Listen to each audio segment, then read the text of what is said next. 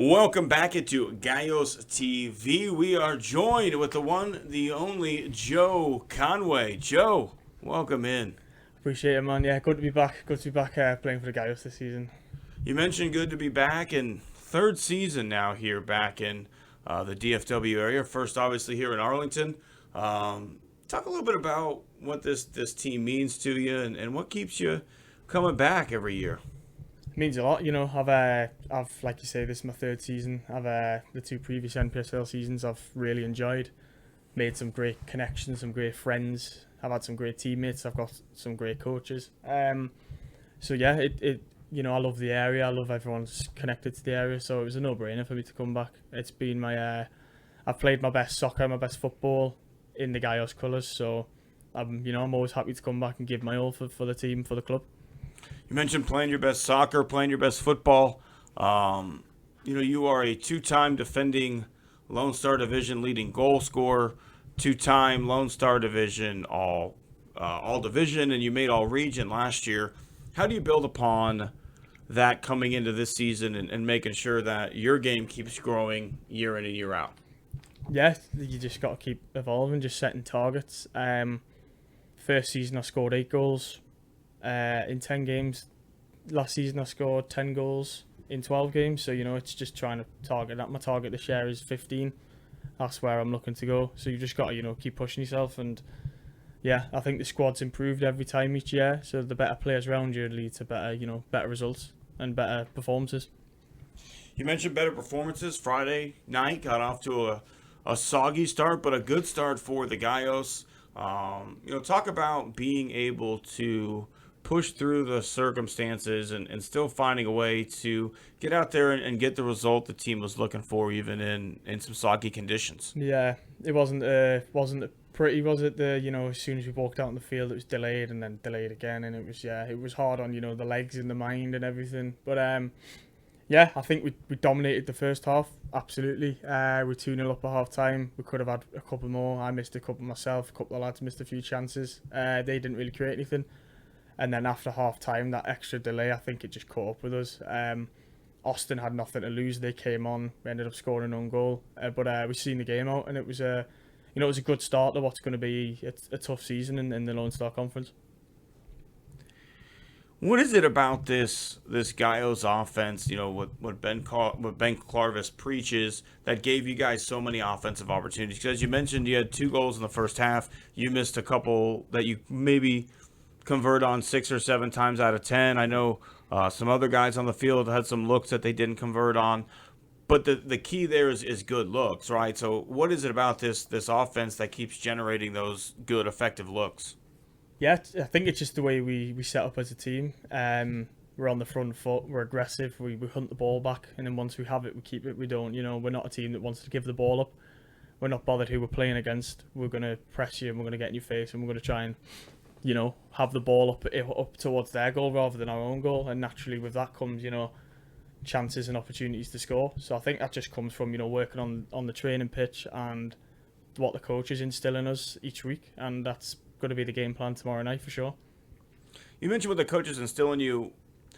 This is obviously kind of a little bit of a tough situation to build some of that teamwork because guys don't really get here until the beginning of May, and then here we are, opening game on May 19th. You guys really had 2 full weeks of practice before the game.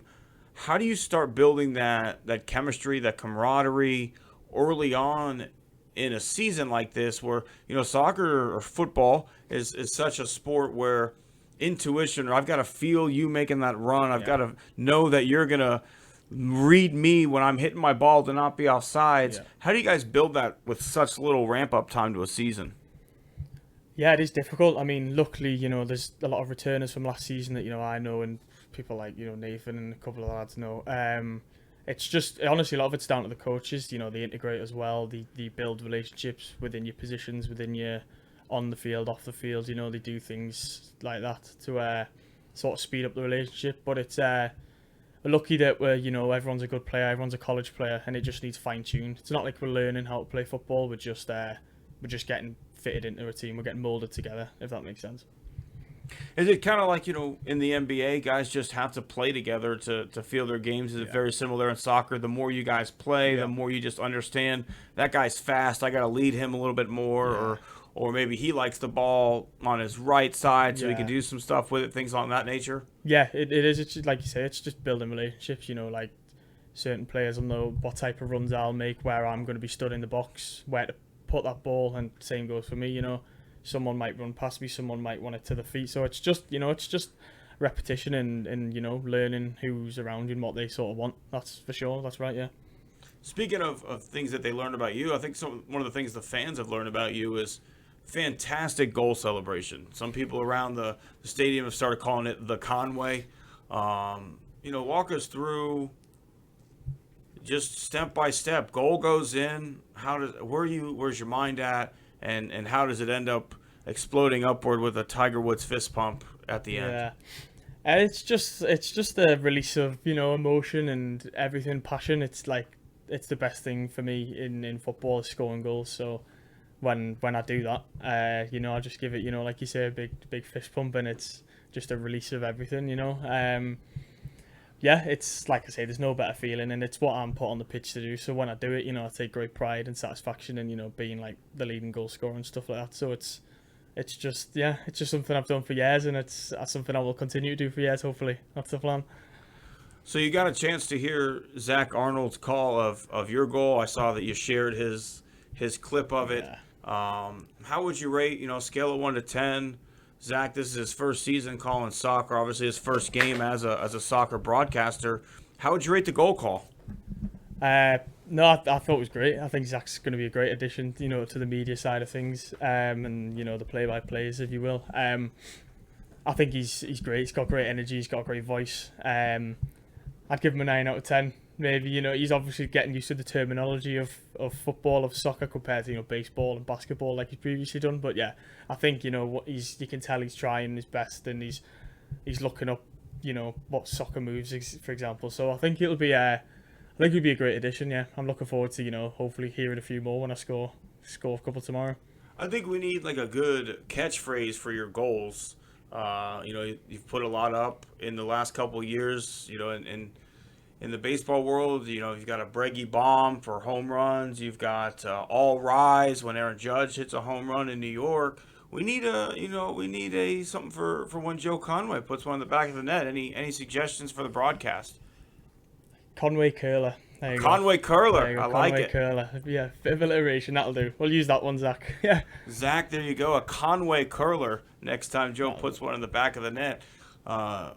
Again, speaking of putting them in the back of the net, Joe, you've been doing that 2 years previously here on the Gallos. You did it across 4 different stops in college, and then now you've got that COVID year left, so you have one more spot left. But all these stops that you've put together have led to you being nominated and being inducted into the Hall of Fame for the Scholarship Connection. Yeah.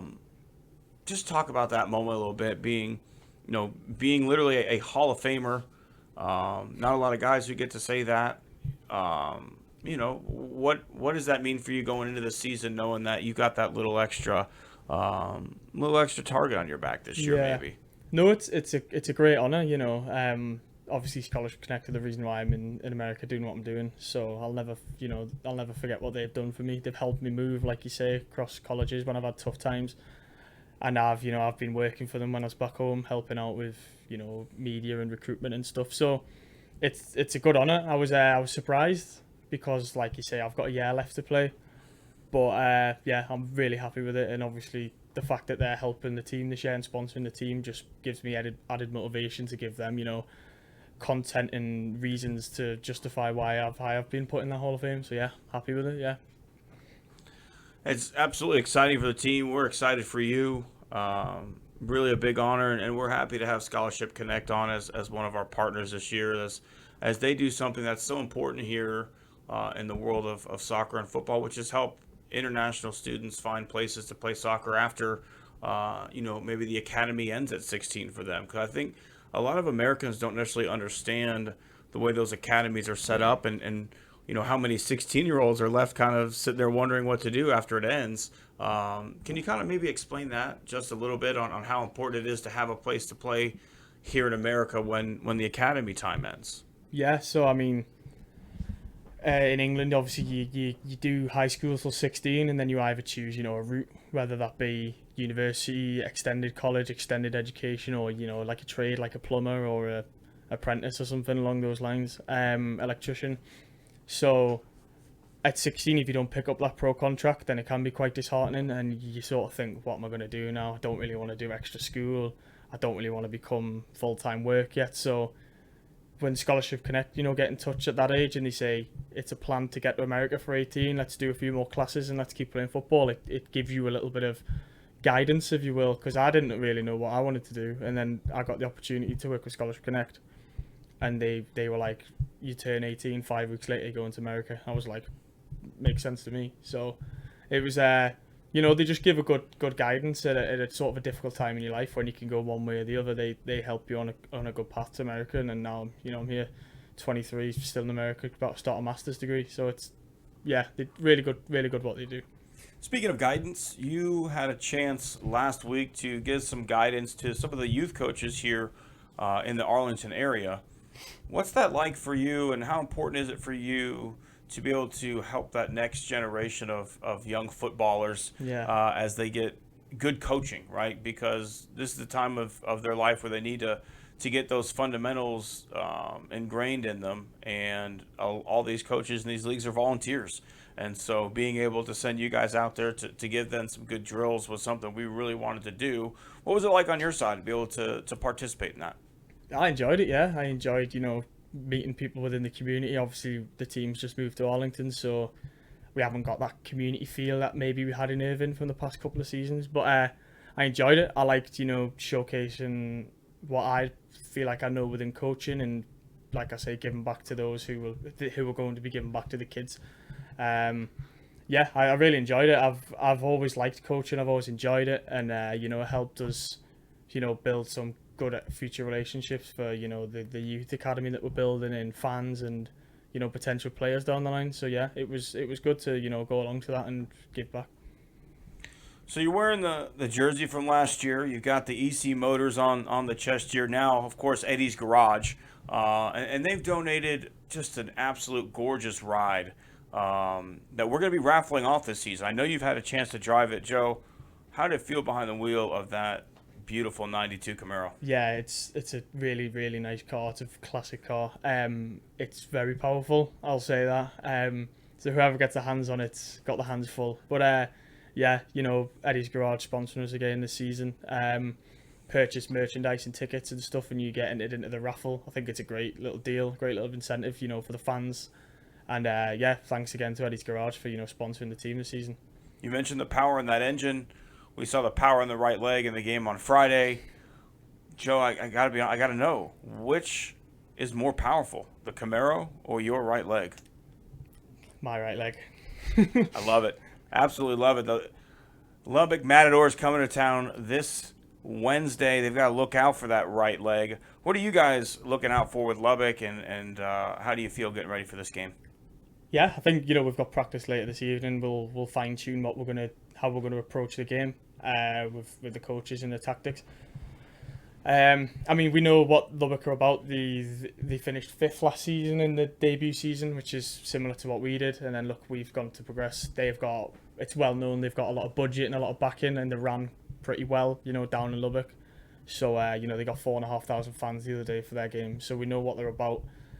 We just got to take it game by game, and we know Lubbock are going to have a good squad because of the resources behind them. So I think if we do our thing and press and get in the face and do what we do best, I think we'll come away with a win.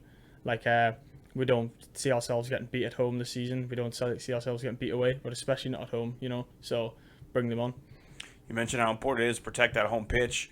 How important is it for you to have those fans show up and show out to help you guys get in that mindset and create that tough to play in environment at home? Yeah, definitely. It's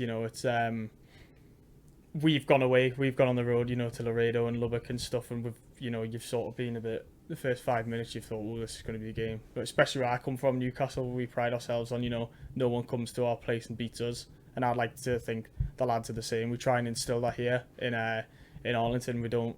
It's it's pride. You don't want anyone coming to your patch and beating you. So we give the fans something to look forward to and to cheer about. And I think we'll do that tomorrow night for sure.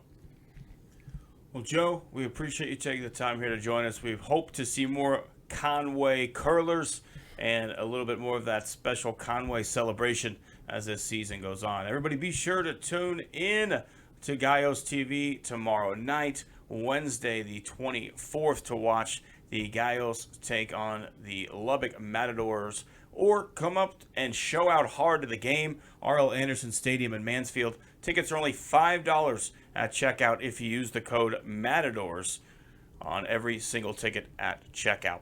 But we look forward to seeing you on Wednesday night, whether you join us digitally or in person. Hopefully, we get to show you a few more of those Conway curlers. Vamos Gallos. Vamos, Gallos.